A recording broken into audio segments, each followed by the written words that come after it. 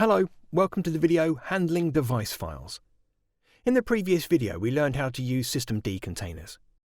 In this video we'll learn how to use udev rules and set an SELinux label on a device node.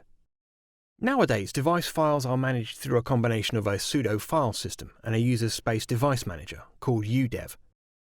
This device manager has been merged in systemd as well, becoming systemudevd.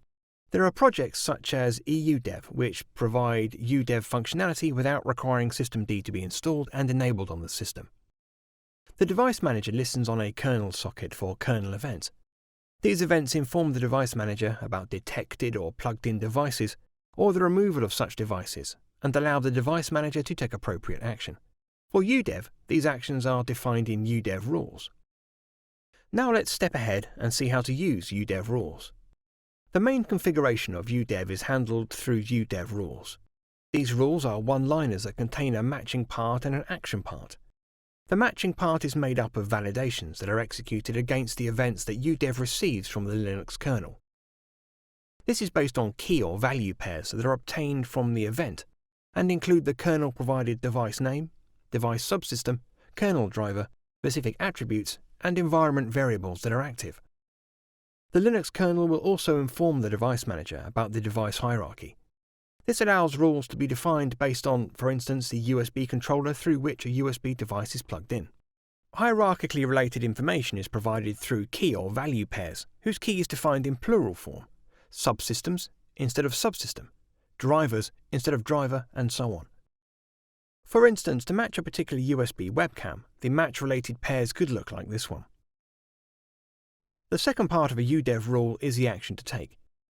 The most common action is to create a symbolic link to the created device file, ensuring that applications can always reach the same device through the same symbolic link, even when the device from the kernel point of view is named differently. The previous example could, for instance, become this. The udev application supports many more actions than just defining symbolic links, of course. It can associate ownership or group membership on the device, controlling who can access the devices. udev can also set environment variables and be configured to run a command. udev rules are by default provided through the user's /lib/udev/rules.d location. This is where distributions and applications or drivers will store their default rules. Additional rules or rule overrides can be placed in etc/udev/rules.d. Important to remember is that udev will continue processing rules even when a matching rule is found and executed. This can be changed on a per-rule basis through the options action, like with the syntax on your screen, which informs udev that it can stop processing further rules for this event.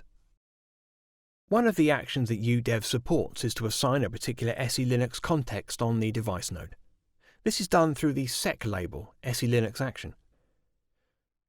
Note that this action is only applicable to the device node that is created. If the rule also sets a symbolic link, then the symbolic link itself is left untouched and will inherit the default device T context. In this video we saw how to handle device files by using the udev files and setting an SELinux label on a device node. In the next video we'll dive into the dbus communication.